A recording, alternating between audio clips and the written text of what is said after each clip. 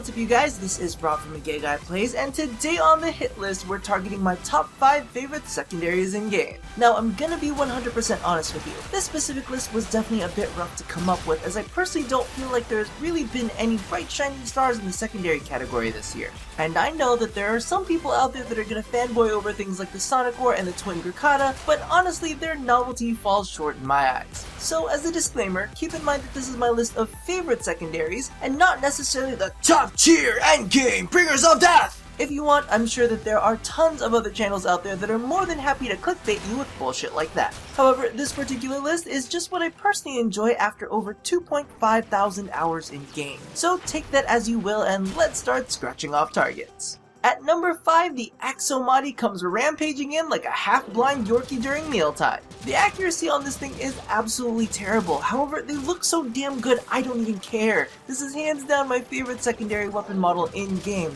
and in addition, with the release of all of the critical primed mods as well as the primed pistol mutation, the damage on these things are actually pretty damn good at mid-range. Specifically mid-range. Anything further out and it's like throwing confetti at your enemies.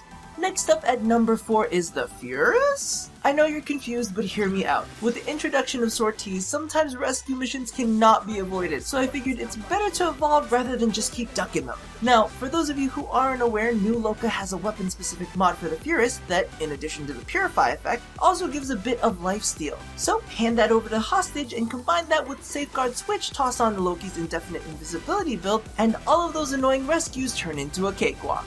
And that definitely deserves a spot on my list. The Rocta Ballistica comes in at number 3.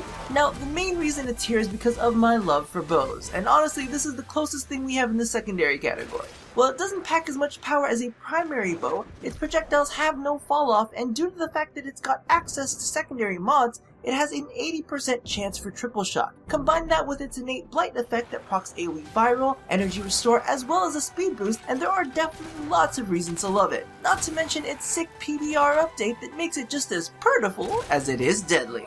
Now, number 2 is the Maradet, and to be completely honest with you, I'm not sure why. It's just always been one of those weapons I've grabbed for without hesitation. Whether it's the fact that it can combo both radiation and corrosive damage, making it effective in the void, or maybe because its projectiles don't have any fall off and work extremely well with punch through. While I'm not sure exactly what it is, I know that it works, and that it's one of my favorites. Alrighty, now before we get to my current favorite, let's take a look at a couple that just missed the top 5. At number 8 comes the Sonic War, and while I did rag on it as a fanboy favorite, I have to admit that it's pretty fucking hilarious to use. It's just that its damage drops off so quickly, and there comes a point where you're doing more ragdolling than actual killing. At number 7 comes the Lex Prime, and 6 comes the Vacor Marelock. Now, both of these are fine weapons in their own right and deal a respectable amount of damage. However, even with the Marelock's Justice effect, they were both just a little too plain for me to get moist over. Now, speaking of getting wet, let's take a look at my number 1.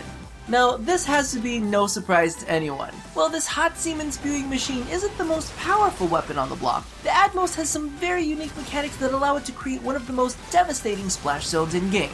Combined with the Ruinous Extension mod, it streams ricochet from one target to the next. So while on paper its damage output isn't the most impressive, its full potential is really demonstrated on a crowd. In addition, this year has been amazing for fire-based weapons with Ember's viability skyrocketing. So now we've got Accelerant as well as Primed Heated Charge, launching the Atomos to the number 1 spot on my hit list for my favorite secondaries of 2015.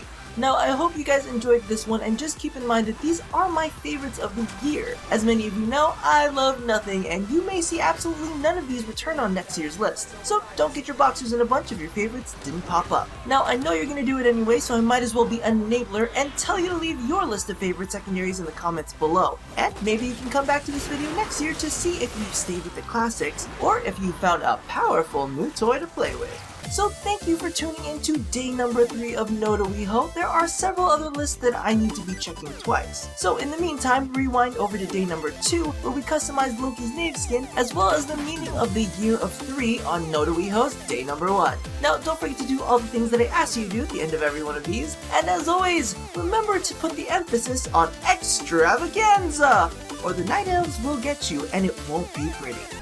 Looking at you, to the camera. Oh, you're so cute. You're so